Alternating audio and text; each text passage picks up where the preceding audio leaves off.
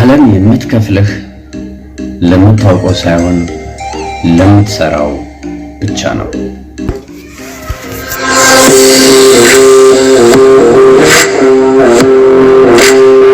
ሰላም ጤና ይስጥልኝ ውድ ቻናል ሰዎች እንዴት ናችሁ? በያላችሁበት እንግዲህ ሰላማችሁ ይብዛ።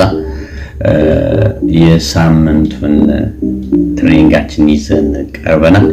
እንግዲህ የሳምንቱ ትሬኒንጋችን ከባለፈው የሚቀጥል መመሪያ 11 ይሆናል። ዛሬ እንግዲህ ከመመሪያ 1 እስከ መመሪያ 10 አይተናል።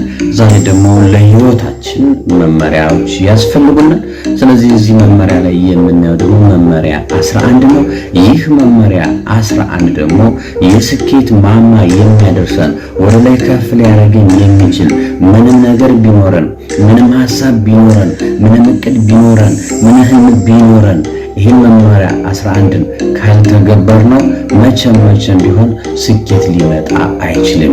ይህን መመሪያ 11 እርምጃ ውሰድ ወይም ቴክ አክሽን።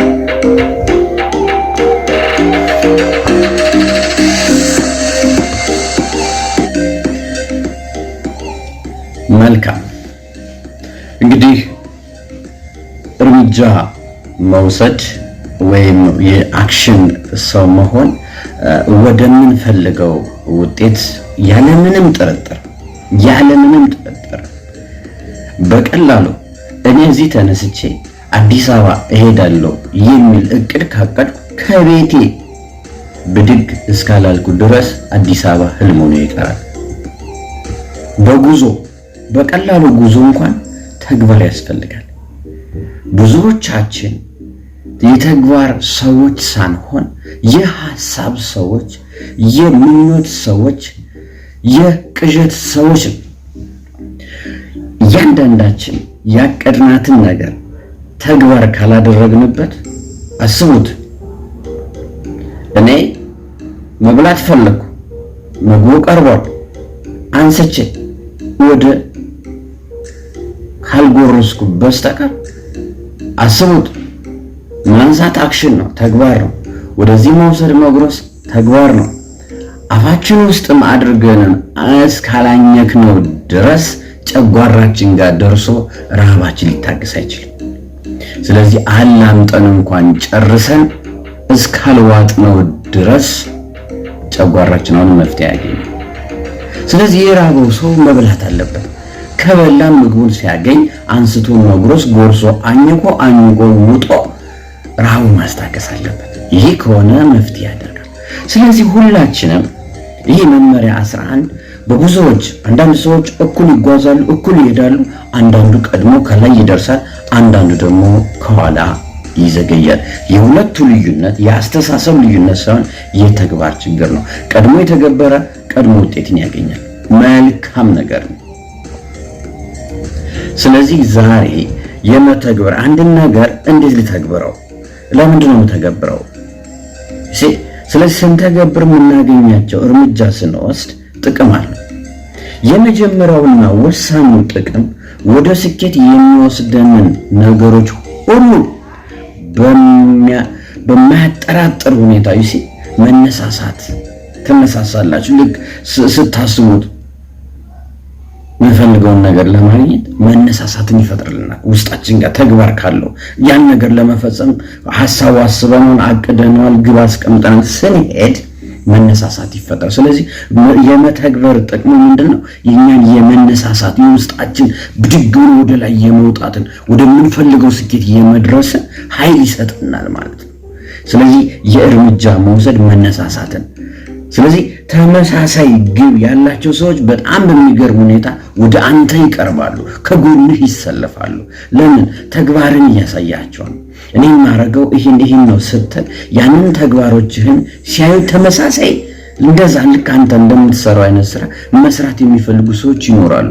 ስለዚህ እነሱ ከጎንህ እንዲሰለፉ በሩን ይከፍታል ማለት ነው። የተግባር ሰው ወይም እርምጃ መውሰድ መልካም ነገሮች ሁሉ ወደ አንተ አቅጣጫ ይዘንባሉ። መልካም ነገሮች ሁሉ ወደ ተግባር ውስጥ ይዘንባሉ። አንተ ተግባር ላይ ብቻ። ሁለተኛ ተግባር ላይ ስትሄድ ያንተን ጥንካሬ ያንተን ድክመት ያንተን ክፍተቶች ያንተን ማንነት የምታይበት ኃይልን ይሰጣል ዕውቀትን ይሰጣል የጣም የምትፈራውን ነገር ደፍረህ ስታደርገው በእውነት በራስ የመተማመን ኃይል በጣም ይጨምራል ስለዚህ መመሪያ 11 ጠበቅ አድርገን መያዝ አለብን በጣምም ደግሞ የተግባር ሰው መሆን አለበት አስቡ ከመመሪያ 1 ጀምሬ እስከ መመሪያ 10 ድረስ ነው እዚህ ፕሮግራም እያስተላለፍኩ ነው ሰምቶ ዝም ያለ ይኖራል አይቶ ስቆ ዝም ያለ ይሆናል አይቶ ደግሞ በአግባቡ የተገበረ ያለም ይኖራል ስለዚህ ስኬታማ ሰዎች የድርጊት ባህሪ ያላቸው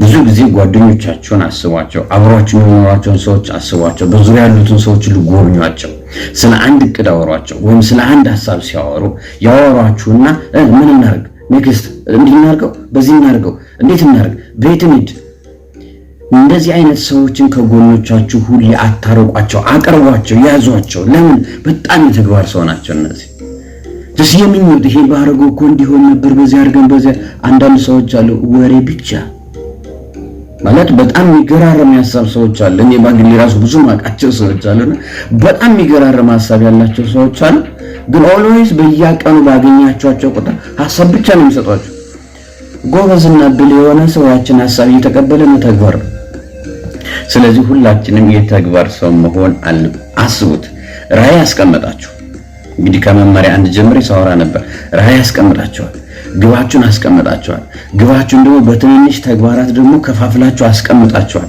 እቅድ አስቀምጣችኋል የት መድረስ እንዳለባችሁ አስቀምጣችኋል ስኬታችሁን በአይን ህሊናችሁ ማየት ጀምራችኋል ይሄን ሁሉ አድርጋችሁ በራስህና በምትሰራው እንደሚቻል ሁሉ አምናል ይሄን ሁሉ መመሪያ ከ1 እስከ መመሪያ 10 ይሄን ሁሉ አንድ ሰው አድርጎ ዝም ቢል ውጤት አያገኝም ምን ማድረግ አለበት ወሳኙ ነገር ተግባር መፈጸም አለበት አክሽን መግፋት አለበት እርምጃ መውሰድ አለበት እርምጃ የሚጀምረው በአንድ እርምጃ ነው እንዳትረሳ አንድ ሰው ሊወጥ ሲፈልግ እርምጃ ከተመጓዝ ከፈለገ አንድ ወስ ካልጀመረ ድረስ የትም መሄድ አይችልም ለዛ ነው እርምጃ እስካልወሰድን ድረስ በህይወታችን ላይ ምንም አይነት ለውጥ ማምጣት አይቻልም አንድ ከሱስ ልውጣ የሚል ሰው እኔ ከሱስ መውጣት ፈልጋለሁ ይሄን ጫት መቃሙ መሮኛል ገንዘቤን አባክኖታል ህይወቴን አበላሽቶታል ብዙ ያወራል ያን ሁሉ ያወራ